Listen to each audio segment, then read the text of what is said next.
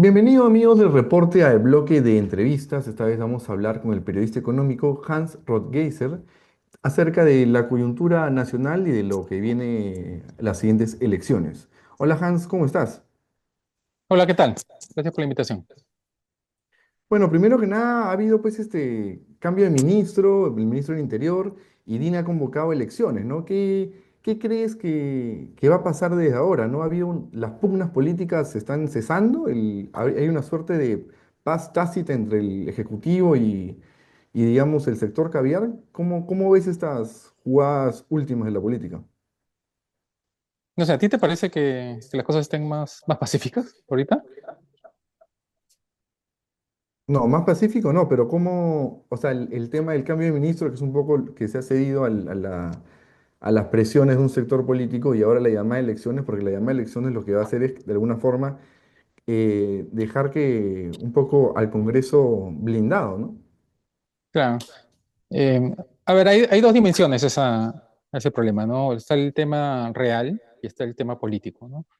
Así, en el aspecto real, cambiar a Santibáñez, al ministro del Interior, no cambia la situación para absolutamente nada, ¿no es cierto? Porque han puesto a un señor que es lo mismo o incluso peor, digamos, por los vínculos que tiene. Eh, entonces, mucho no va a cambiar en la vida real la lucha contra la delincuencia en el campo, ¿no? Digamos, en la ciudad, en distintos lugares. Y por el otro lado, a nivel político, es una jugada muy torpe, pues, ¿no? Porque ha empoderado a cierto sector de la población, o de la política, que Dina tenía en contra, ¿no? Que es el sector de izquierda moderada, comúnmente llamada caviar, ¿no? O sea, ese sector lo tiene encrucijado, ¿no? Lo tiene como oposición. Entonces, al haber cedido para sacar al ministro, el Congreso, que más allá de, digamos, de ciertas discusiones, no es anticaviar, pues, ¿no?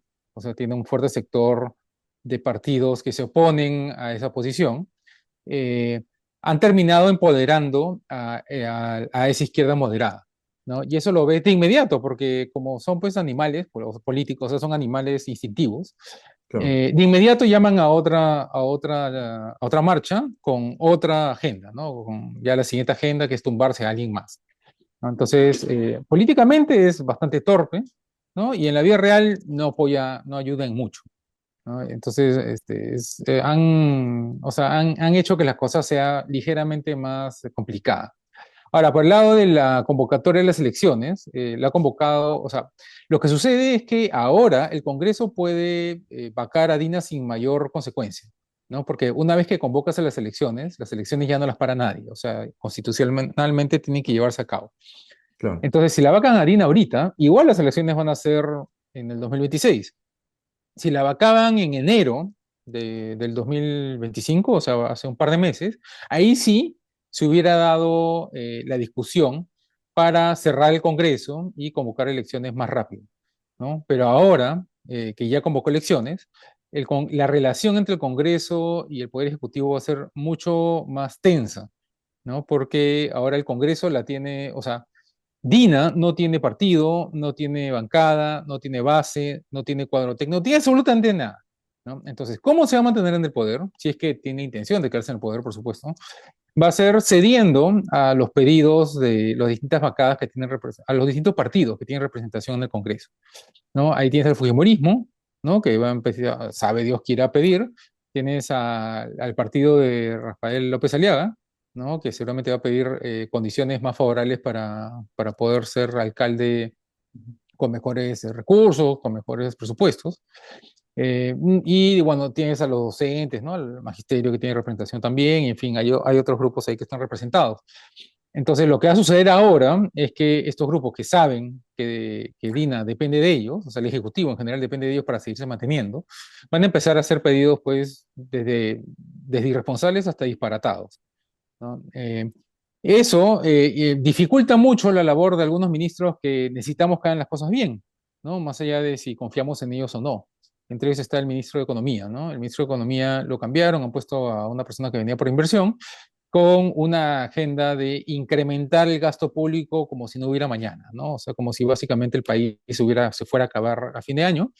Entonces, se ha reunido con los gremios, les ha prometido incrementos de, justamente, pues, ¿no? Incrementos de presupuestos, mayores convocatorias para concesiones, para concursos, no sé, pues, más obras por impuestos, no sé, todo, exoneraciones, todo lo que los empresarios pues sueñan cuando se van a dormir en las noches, les ha ido Claro. ofreciendo por separado, ¿no? Ellos felices, ¿no? Tú ves que todos están pidiendo paciencia para el ministro, ¿no? Ya no lo critican para nada. Eh, pero lo que está haciendo, o sea, más allá de, digamos, de cualquier, no sé, vínculo que uno pueda tener con esos grupos, lo cierto es que este ministro, el ministro de Economía Salardi, no garantiza la solución a absolutamente nada, ¿no?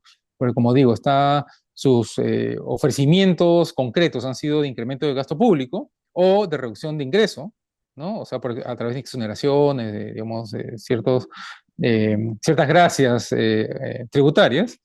Eh, y por el otro lado, ha anunciado un gran shock de desburocratización, no sé cómo lo ha llamado, ¿no? Para poder impulsar la inversión privada, pero no ha anunciado nada concreto. Y lo cierto es que no va a poder hacer nada de lo que realmente afecta, ¿no? Porque, por ejemplo, para que las mineras puedan invertir, o sea, su shock de inversión privada que dice, para que las mineras inviertan, necesitan mayor seguridad, ¿no? Para que no se metan a las minas, no sé, constantemente, que no bloqueen las carreteras los que no les gusta la minería, ¿no? Para paralizar operaciones mineras que tienen todas las licencias y todos los trámites hechos para poder operar. Eso no depende del ministro de Economía, ¿no? Depende del ministro del Interior, ¿no? O de las Fuerzas Armadas, no sé. ¿Ya? Y Claro, le van a hacer caso muy difícilmente, pues, ¿no? Por el otro lado, para que no sé, el sector construcción levante, necesitan pues que poner, poner freno a las extorsiones, a los sindicatos de construcción, ¿no? Que hacen lo que le dé la gana, y eso no depende de él tampoco, ¿no? De ahí para que empresas pequeñas, medianas, levanta, o sea, si tú le preguntas a quién te friega, o sea, quién te molesta, es la municipalidad, ¿no? Indecopi tiene identificado que las municipalidades son el segmento de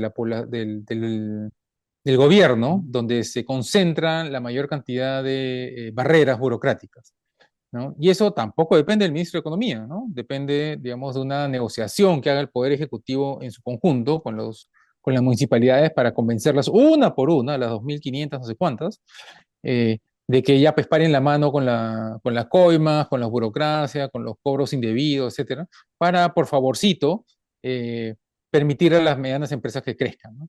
Entonces, lo que realmente molesta a las empresas privadas no depende del ministro de Economía, ¿no? Entonces, él anuncia su paquete, no dice qué va a hacer, ¿no? Nos mantiene en suspenso por unas cuantas claro, semanas, tiempo en el cual él gana, pues, margen para poder conversar con la gente, ¿no? Y mucho efecto no va a haber, pues, ¿no? Él ha anunciado que este año vamos a crecer 4%. El BCR ahorita acaba de publicar el reporte de inflación en el cual, o sea, no le dice, oye, cállate, pues, ¿no? 4% nadie te cree, pero de frente han puesto 3%, ¿no? Alrededor del 3%. ¿No? Indirectamente diciéndole al ministro de Economía, ya pues, ¿no? Bájate a tierra. De ahí el Consejo Fiscal también ha sacado un documento en el cual el ministro de Economía le dice, oye, es irresponsable que digas que vamos a crecer 4%, cuando claramente eso no va a suceder, ¿no? Y eso, ahí lo que está sucediendo es que, eh, o sea, ahorita, después de que la inflación fuese moderada, o sea, fuese controlada gracias a la labor del BCR, el claro, siguiente Julio gran Velarde. reto, claro, Julio Velarde, digamos, y digamos, el apoyo que ha tenido, el siguiente gran reto económico que tiene el Perú para poder retornar a la senda de crecimiento es controlar el déficit fiscal, ¿no? Y para eso necesitas controlar el gasto público, Claro, ¿no? Entonces, o gasto público o incrementas ingresos, ¿no? Entonces, ¿no? Porque el déficit fiscal se da cuando el gobierno gasta más de lo que tiene.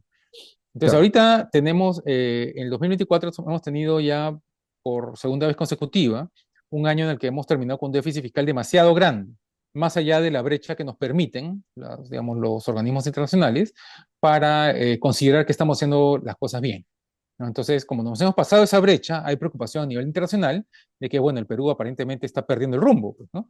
Entonces, si en el 2025 también, también terminamos con un déficit fiscal demasiado grande, estamos dando todas las señales al mundo de que perdimos el control de la economía, ¿no? De que el BCR hará las cosas bien, pero el Ministerio de Economía está pues jugando canicas, no sé qué estará haciendo. Entonces, es muy importante que este año sí tengamos el déficit fiscal bajo control. Y parece que nadie se ha enterado, ¿no? Porque el ministro de Economía está anunciando incremento de gasto público, ¿no? Y cuando le dicen, oye, pero ¿qué nos suponía que íbamos a controlar el déficit fiscal? Él dice, no, no, no, no, no, todo se va a solucionar cuando la economía se reactive, o sea, cuando reactive más y las empresas empiecen a pagar más impuestos, ¿no? Como consecuencia de eso, y todo se va a solucionar. Ya, y todo suena bonito, pero es el mismo cuento con el que nos tuvieron el año pasado y el año anterior a ese también. Y Pedro Franque también decía lo mismo, ¿no? Y todos sabemos que Pedro Franque pues, es un pobre, o sea, está aplicando teoría económica de hace un siglo, ¿no? Entonces, es preocupante, debería ser preocupante, ¿no? Que no, el déficit fiscal no lo tiene, o sea, mapeado, ¿no? Y la excusa que te da, bueno, como decía, ¿no? El ministro de Economía, Salardi, lo que te dice, no, no, cuando se reactive la economía, iban a pagar más impuestos a todo el mundo, entonces ahí todo chévere, ¿no? Pero las cifras no cuadran, pues. Sí, o sea, incluso con un incremento, el incremento estimado, digamos, por los organismos serios, ¿no? El IPE, el BCR, etcétera. Entonces lo que ha tenido que hacer es decir, no, ¿saben qué? Vamos a crecer 4%, ¿no? Entonces, con un crecimiento del 4%, ahí sí pueden llegar a cuadrar sus cifras, ¿no? Pero es muy poco realista y muy poco responsable estar anunciando un crecimiento mucho mayor, o sea, de un punto porcentual por encima de lo que están estimando los demás. Pero bueno, el Banco Central de alguna forma le ha puesto el estate quieto al MEF diciendo que no van a ser 4% sino un 3%. Pero como bien has mencionado, claro, el tema es el déficit fiscal, ¿no? O sea, no se está gastando más de lo que se ingresa. Y como bien has dicho, hay dos formas, ¿no? O, digamos, agrandas tu masa tributaria o la cantidad de recaudación o simplemente recortas gasto, ¿no? ¿Cuál sería la alternativa, la mejor alternativa para el Perú de cara a los siguientes años, ¿no? O sea, claro, por un lado puedes incrementar ingresos o puedes reducir gastos, no hay otra opción, ¿no? O sea, en el universo en el que vivimos, con las leyes de la física que tenemos, no hay más. Claro, Ahora, el ingreso es complicado incrementarlo porque eso depende del crecimiento económico, ¿no? O sea, en la medida en la cual el crecimiento económico o sea, se reafirma, efectivamente, pues las empresas, la gente gana más y por eso paga más impuestos, ¿no? Pero eso no es una cuestión de 4 meses, 5 meses, ¿no? Es una cuestión de un par de años, claro. ¿no? O sea, para que sea realmente significativo, ¿no? O sea, de un mes a otro mes sí, pues se va a recaudar un poquito más, pero no va a ser realmente significativo como para cerrar la brecha que tenemos en déficit fiscal, ¿no? Aparte eso, por otro lado, también depende del crecimiento del mundo, o sea, de la economía mundial, ¿no? O sea, bueno, buena parte de la economía peruana depende o sea, de la integración comercial que tenemos con el mundo, con otros países, y en Estados Unidos no se sabe bien qué va a pasar, ¿no? Porque Trump anda anunciando medidas pues, que son, eh, si son buenas o malas, no son, bueno, ya veremos, pero podemos discutirlo, pero son inciertas, ¿no? Y son de un momento a otro. Entonces hay mucha incertidumbre por ese lado. Por el otro lado tenemos el tema con China, ¿no? O sea, las sanciones comerciales que está aplicando Trump no nos afectan a nosotros directamente, no realmente, ¿no? Pero sí indirectamente a través de la guerra comercial que está teniendo con China, ¿no? Que es nuestro principal socio comercial, ¿no? Entonces, en la medida en la cual a China le vaya bien, a nosotros nos debería ir bien también, ¿no? Pero si empieza ahí la cosa a tambalear, a nosotros nos va a perjudicar, ¿no? Entonces, ahí hay mucha incertidumbre, este, pero por el otro lado, tenemos una balanza de pago, o sea, los precios internacionales de los metales han estado creciendo muchísimo, ¿no? Los términos de intercambio están muy, muy a favor del Perú. Según Waldo Menosa, en muchos años no hemos tenido una mejor posición a la actual, ¿no? Y es un crimen, sinceramente, que no lo aprovechemos, ¿no? Entonces, nosotros ahorita estamos en una situación histórica, pues, favorable, muy, muy favorable, ¿no? Y no lo estamos aprovechando, pues nos estamos peleando, bloqueando, etcétera. Entonces, por ese lado, el asunto de incrementar el ingreso es bastante incierto.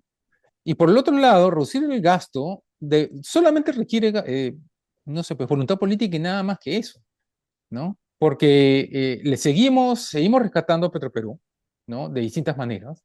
Ya no, o sea, a continuación, ya no le vamos a sacar, seguramente, ya no la van a rescatar financieramente como han estado haciendo los ministros anteriores, pero hay otras gracias que les estamos pagando, ¿no? Por ejemplo, hemos visto en las noticias que han cambiado a la directiva de Perú Petro, ¿no? Ujú. Que es la Claro, que decide a quién le vamos a dar los lotes de petróleo, o sea, una serie de lotes de petróleo, que se debe, o sea, si fuéramos un país de verdad, ¿no? O sea, civilizado, digamos, con constitución, etcétera, lo estaríamos licitando para que la mejor empresa posible los explote, ¿no? Y eso puede ser Petroperú o puede ser una empresa privada, ¿no? Ahora, el mismo Narváez, que es el presidente de Petroperú actualmente, él abiertamente lo ha dicho en entrevistas, que ellos no podrían participar en un concurso de ese tipo, ¿no? Porque Petroperú está que se cae a pedazos, pues está claro, está quebrado. endeudada, su situación financiera es malísima, tiene una serie de inversiones pues, que no puede sustentar.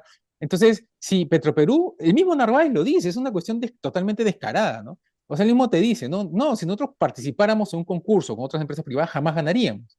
Así Claro, que tenemos que presionar para que esos lotes nos los asignen a dedo, ¿no? Lo cual implica que el Perú va a perder plata por varias razones. Primero, que le vamos a dar estos lotes a una empresa ineficiente que lo va a hacer mal, ¿no? Y estamos incrementando el hoyo negro, que es la situación financiera de Petroperú. No, a Petroperú no le deberíamos dar absolutamente nada, no le deberíamos dar ni, no sé, pues, ni caramelos, ¿no? Porque cualquier cosa que hagas a favor de Petroperú es pérdida, es una pérdida porque claro. claramente están haciendo Ya las no te cosas genera mal. nada. Claro, no te genera nada esta pérdida, aquellos que dicen que no, lo que pasa es que el neoliberalismo ha presionado para que es totalmente mentira, pues es una cuestión de sumar y restar nada más, de ver los estados financieros. Los que te digan que no, lo que pasa es que tenemos que integrarla verticalmente para que sí funcione bien, totalmente fuera de foco también, ¿no? Porque a nivel, o sea, si fuera una empresa privada, se vería mal que estuviera verticalmente integrada, ¿no? En Estados Claro. Unidos, si una empresa se quiere, o sea, si una farmacia el ejemplo cómico es que si una farmacia se compra el puesto de tacos del frente, ¿no? Va a tener incentivo a que el taco esté malogrado para que te dé diarrea y le compres pues, caramelos a la Claro. farmacia, ¿no? Eso es integración vertical, ¿no? Entonces, cuando eso sucede, cuando una empresa grande se compra a otra para integrarse verticalmente, tiene que pedirle permiso a las autoridades. O sea, el gobierno interviene en esa actividad. Acá en el Perú vivimos soñando con que Petroperú se integre verticalmente como si eso fuese algo positivo, ¿no? Claro. Eso es tecnología de los 70, o sea, tecnología económica de los 70, ¿no? Hoy en día sabemos que eso no es bueno, ¿no? O sea, no, no, eso es algo que tenemos que controlar, al contrario. Entonces, cuando Perú Petro, cuando cambian las autoridades de Perú Petro y ponen en su lugar a gente, a Chira, esta gente pues, que también cree en la integración vertical y también habla a favor de Petroperú, ya sabemos cuál es el plan, pues. Sabemos que lo que están planeando es que no se liciten esos lotes, no se entreguen o sea, no se ofrezcan en concurso a la mejor empresa posible, sino que Claro. se lo van a asignar a dedo a Petroperú, ¿no? Y eso es algo que equivale a que la salváramos financieramente, ¿no? Porque, como decía, es recursos que le estamos regalando a Petroperú para que haga cualquier cosa, y por el otro lado, son impuestos que vamos a dejar de pagar, ¿no? Porque si se lo diéramos a una empresa privada, esa empresa privada lo explotaría, lo vendería, ¿no? Como Repsol hace con su operación, ¿no? Que es una empresa rentable, ¿no? A diferencia de Petroperú, lo haría y pagaría impuestos al respecto, ¿no? Y por un montón de plata, porque son yacimientos bastante contundentes, ¿no? Claro. No vamos a hacer eso, ¿no? Vamos a regalársela a Petroperú. Entonces, así como eso, hay muchas otras gracias que estamos haciendo que nos van a perjudicar, ¿no? Ahorita, por ejemplo, otra gracia de Salardi, que pasó por debajo del río, nadie ha dicho nada, es que ha dicho que va a repotenciar la empresa, esta empresa pública que fabrica barcos para la Marina, servicios navieros, creo que se llama, CISA, que es otro Petroperú, pues. O sea, la Claro. misma historia, pues, ¿no? Porque como Salardi está apuntando a incrementar gasto público lo más posible, ¿no? Que es una fórmula keynesiana, ¿no? O sea, el Estado mete plata a la economía, como sea, y eso se supone que reactiva la economía. ¿no? Porque en la medida en la cual yo meto plata a través de, no sé, pues a través de repotenciar una empresa pública, esa empresa pública contrata gente, ¿no? Que ya tiene trabajo, entonces ya tiene sueldo y ya gasta en cosas que no estaba gastando. O sea, ya compra zapatos, sale a comer, entonces el zapatero también ya tiene plata, ¿no? Porque le está pagando, entonces Es genera lo un que, efecto multiplicador, ¿no? es lo que le llaman la teoría contracíclica de Keynes, ¿no? Claro, esa es, como te digo, esa es tecnología económica del siglo pasado, ¿no? Claro. Keynes publicó un libro cerca de la Segunda Guerra Mundial, ¿no? En el cual proponía esto y fue un boom, ¿no? Todo el mundo, wow, qué buena idea. Entonces ahora ya sabemos que esa propuesta tiene un montón de limitaciones, ¿no? Porque crea inflación, crea corrupción, genera asignaciones ineficientes de recursos, ¿no? Claro, y se Porque vuelve en la medida artificial en la también, cual ¿no? claro, porque claro, y es un crecimiento totalmente artificial y no sostenible. Pero en la medida en la cual el gobierno está metiendo plata donde puede, ¿no? Que es lo que está haciendo Salar de ahorita, no está metiendo dinero en donde debería meter para que la economía sea más eficiente y más competitiva, ¿no? Entonces, ahorita, por ejemplo, dice que va a repotenciar esta empresa pública que fabrica barcos, ¿no? ¿El Perú qué gana fabricando barcos? O sea, Claro. es una potencia, alguna vez fue una potencia mundial de la producción de barcos. O sea, ¿qué valor agregado le podemos dar nosotros a la producción de barcos? O sea, o sea, qué ventaja competitiva tenemos por encima de, no sé, pues una empresa en Italia, ¿no? ¿Por qué no mete dinero a, no sé, pues a sacar una nueva ley agroindustrial, una ley Klimper 2.0 de verdad, no como lo que están proponiendo ahorita en el Congreso, que realmente reactive la agroindustria, ¿no? Y que realmente dé trabajo y que reduzca la pobreza, ¿no? No, eso es mucho trabajo, pues, es mucha chamba, ¿no? Entonces, él agarra, va y anuncia la repotenciación de una empresa pública más. Entonces, las dos empresas públicas emblemáticas que tenemos en el Perú, Petroperú y Sedapal, ambas son una vergüenza. O sea, más allá de discusiones ideológicas, políticas que vamos a tener, numéricamente ambas dan pena, ¿no? Claro, Este señor viene y dice, no, ¿sabes qué? Una tercera vamos a meter a la mezcla, ¿no? claro, Es es una locura. totalmente irresponsable, está pasando por debajo del río porque los empresarios lo están dejando pasar, porque no están haciendo problema, porque a ellos, por otro lado, les han ofrecido otras cosas. Entonces, no es un buen escenario, ¿no? Además son, Diego Macera, ¿cómo? además son empresas públicas que nunca han generado nada, ¿no? Porque desde su creación, o sea, nunca ha habido realmente un profit que uno pueda decir, podemos revivirla o podemos, digamos, solventar, porque finalmente ya nunca ha habido o existido una ganancia y como bien lo está diciendo, cada día estamos pagando unas cuentas para simplemente gente que está ahí sentada y que no genera absolutamente nada, ¿no? O Pero sea, incluso, sí, sí, cada sí, empresa pública es un mundo, pues, ¿no? Porque eh, o sea, un mito que te dicen, por ejemplo, que te dicen los que defienden a Petroperú, a Sedapal, es que es sospechoso que Fujimori haya privatizado todas estas otras empresas privadas, públicas y justo Petroperú y Sedapal y Banco de la Nación no las haya privatizado, ¿no? Que hay un misterio ahí, ¿cómo se llama? Inexplicable, ¿no? Y te dicen ya algo pasa ahí que no nos cuentan, ¿no? Y la realidad es bastante simple. O sea, si uno ve la lista de, eso yo lo he publicado alguna vez, si uno ve la lista de empresas que privatizaba, que se han privatizado durante el fujimorismo, se ha privatizado todo lo que humanamente se podía. O sea, se ha ido a la mayor velocidad posible. Se han privatizado empresas eléctricas, empresas energéticas, se han privatizado de todo. Los hoteles, se ha privatizado. Uno ve la lista, va a ver que es era una carrera. ¿No? Y teníamos, lo que pasa es que antes no teníamos proinversión, teníamos unos consejos que se formaban por empresa pública. Entonces, si esa empresa pública, Electrosur, Energoproject, todas estas cosas que existían, no se privatizaban, no le pagabas, pues ¿cómo se llama? Era un proyecto que tú se le entregabas a unos privados para que lo privatizaran. Entonces, ahí había el incentivo a hacerlo lo más rápido posible, porque si no, no te pagaban. Entonces se ha privatizado todo lo humanamente posible y se dejó para el final las más difíciles, ¿no? Que eran justamente pues, el Petroperú, el Banco de la Nación, ¿no? Cuando cae Fujimori, todo ese proyecto se cae, todo el proyecto de seguir privatizando se cae porque el gobierno de Toledo cambia el modelo de este modelo de consejos, de comisiones que se formaban, a un modelo de proinversión, o sea, de proinversión, de tener una institución pública que se va a dedicar a eso constantemente. Ahora, con el problema de eso tenemos justamente lo que pasa en las empresas públicas, pues, ¿no? Que el funcionario de preinversión, como Salardi, por ejemplo, igual recibe un sueldo.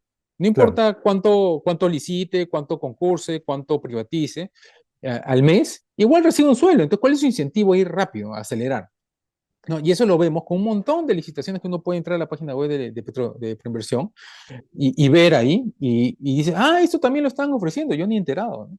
Porque, bueno, o sea, crean el decreto, la ley para privatizar tal o cual cosa, para entregar en concesión tal terreno, todo, pero no lo promueven, o sea, promueven lo más atractivo, lo más sexy, ¿no? Pero están ahí, pues no sé, ¿no? Avanzando.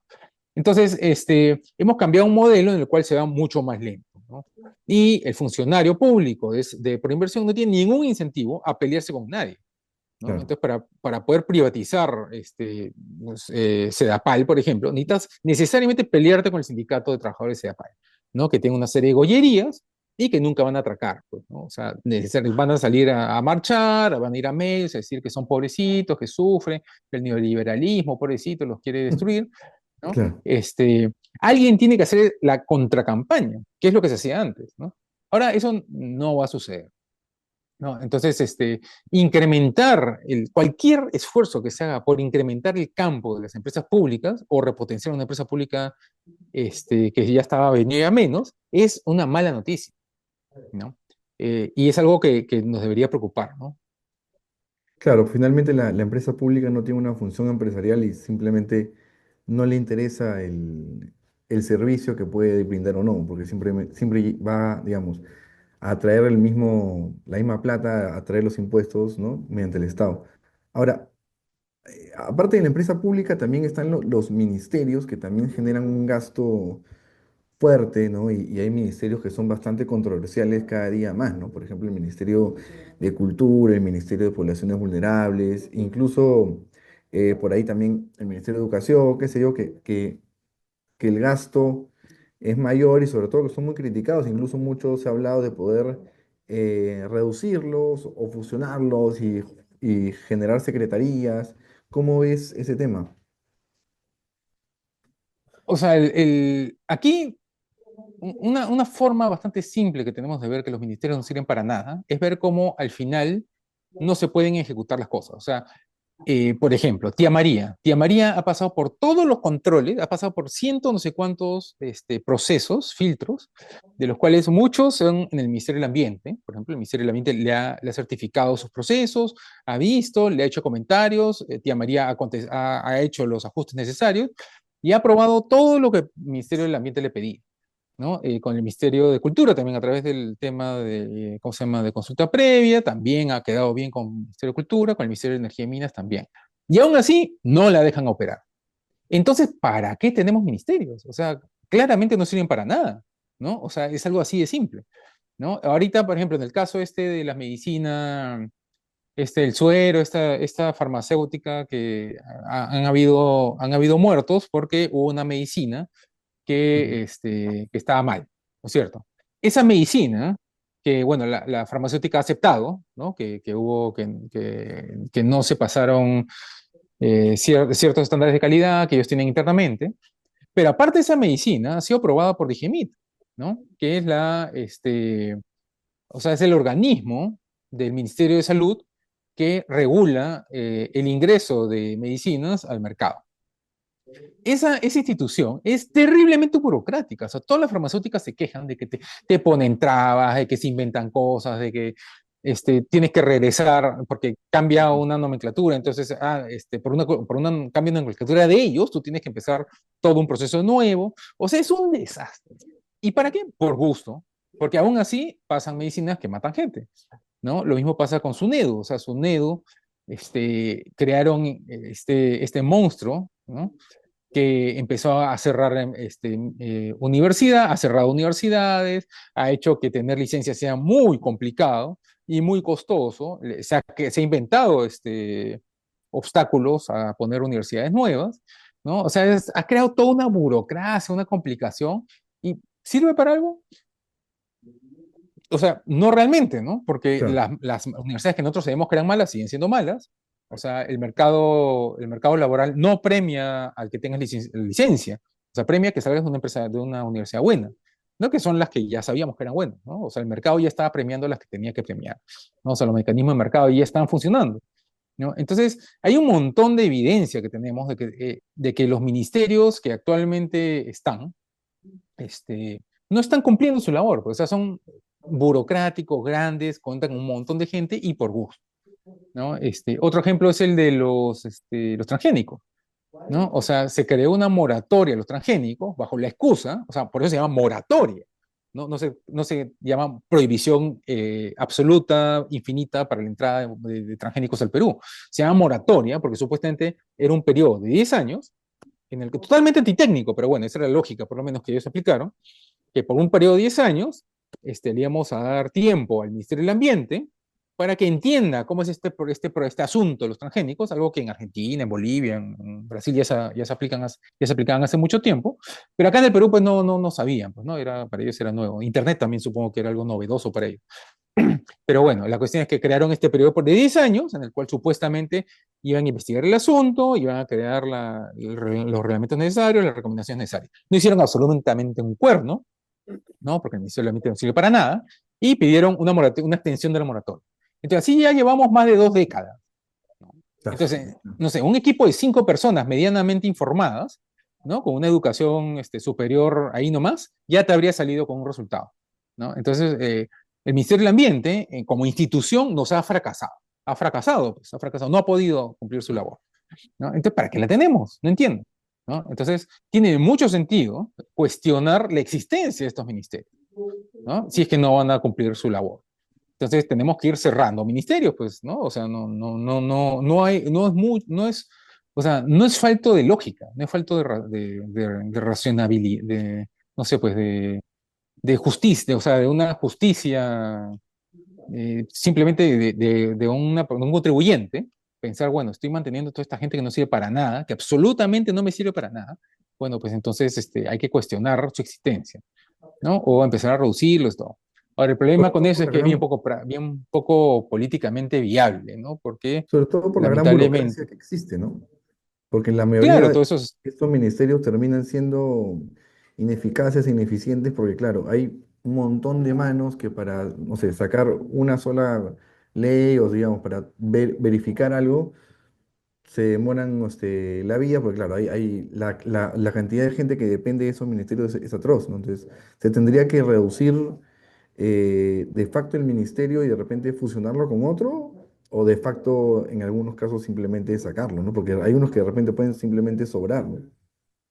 o sea, no sé, yo lo cerraría, hay ministerios que yo lo cerraría, por ejemplo, el Ministerio del Ambiente, yo lo cerraría de inmediato, o sea, le Claro. cerraría la llave y ya está, ¿no? Porque hay varios temas en los cuales nos ha fracasado completamente, o sea, no sirve el Ministerio, ¿no? Lo regresaría a una institución como era antes, CONAM, ¿no? Que era una institución que generaba material, data, y que hacía recomendaciones a otros ministerios que eran las que hacían las cosas, ¿no? Pero como ministerio y te van a decir, no, pero hay tal y tal cosa que va a quedar en el aire. No sé, a lo mejor que quede en el aire es mejor, ¿no? No, Porque como si tuviéramos una regulación pues impecable, por ejemplo, la regulación minera, en el Perú, o sea, en el aspecto ambiental, desde el gobierno de Ollanta Humala, tenemos una regulación que es una de las más estrictas del mundo, ¿no? Está medido por distintas instituciones, eh, y la gente sigue opinando que las mineras contaminan, que hay que bloquearlas, que el agua cansa, ¿no? Que es un rollo que tienen en el sur, ¿no? Que si el agua, o sea, no va a contaminar el agua. Y te dicen, no, al contrario, te voy a dar agua más limpia, porque yo la voy a procesar después de usarla y te la voy a dar más limpia. No, pero el agua llega cansada, ¿no? Es el nuevo floro, ¿no? O sea, ¿cómo mides que el agua está cansada, ¿no? ¿Y qué efecto tiene? O sea, no, pero ya, bueno, cualquier cosa que se inventa, ¿no? Entonces, ¿para qué sirve el Ministerio del Ambiente si nadie le cree, no hace su labor, no mete las manos al fuego por nada? Entonces no tiene ningún sentido, ¿no? Acá el problema es que por un tema de incentivos, o sea, existe el incentivo a hacer crecer el Estado lo más posible, mientras que reducir el Estado hay mucho menos incentivo, ¿no? Porque, claro. por ejemplo, Pedro Castillo de un plumazo agarró y metió 15.000 docentes de nuevo al Ministerio de Educación.